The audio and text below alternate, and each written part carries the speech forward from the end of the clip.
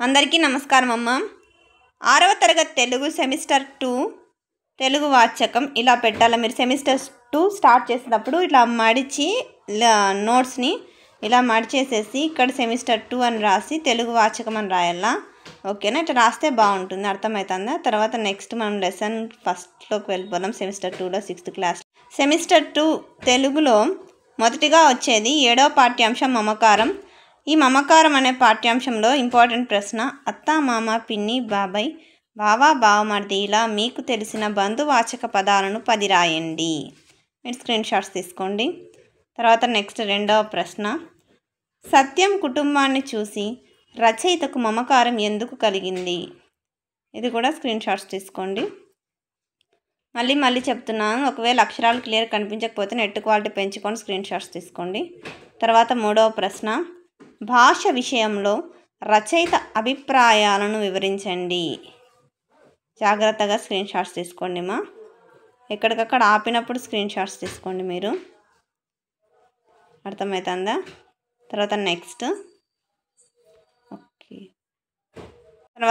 4వది, English భాష మనకు అవసరమే, అంతవరకే దాన్ని వాడుకుందాం. మన భాషని సంస్కృతిని ఎందుకు వదిలేసుకుంటాం? దీనిపై మీ అభిప్రాయాలను రాయండి. జాగ్రత్తగా స్క్రీన్ షాట్స్ తీసుకోండి. మళ్ళీ చెప్తున్నా అనుకోవద్దండి. అక్షరాలు క్లియర్ కనిపించకపోతే నెట్ క్వాలిటీ పెంచుకొని స్క్రీన్ షాట్స్ తీసుకోండి.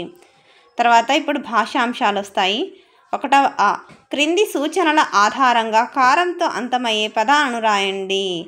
ఈ పాఠం పేరు మమకారం. ఎదుటివారికి మేలు చేయడం ఉపకారం, ఎదుటివారిని గేలి చేయడం వెటకారం, దట్టమైన చీకటికి అంధకారం, గర్వం అహంభావం అహంకారం. తర్వాత ఈ క్రింది వాక్యాలలో సమానార్థక పదాలు ఉన్నాయి, గుర్తించి గీత గీయండి. బుడతడు, తర్వాత పిల్లవాడు దానికి అర్థం. ఓకేనా? సమానార్థకం. బుడతడన్నా పిల్లవాడన్నా ఒకటే. ఇట్లా రాసుకొని తర్వాత సపరేట్గా రాసుకోవాలి.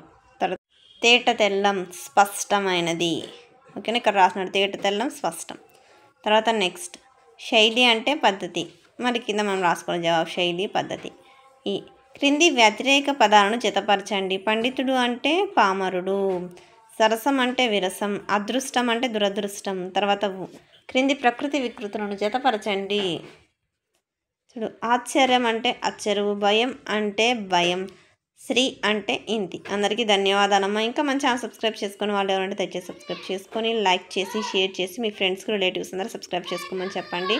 నా ఛానల్ని ప్రత్యక్షంగా పరోక్షంగా సపోర్ట్ చేస్తున్న వాళ్ళందరికీ పేరు పేరున ప్రత్యేకమైన హృదయపూర్వక ధన్యవాదం. దయచేసి వీడియోని మాత్రం స్కిప్ చేయదు. అందరికీ ధన్యవాదములు.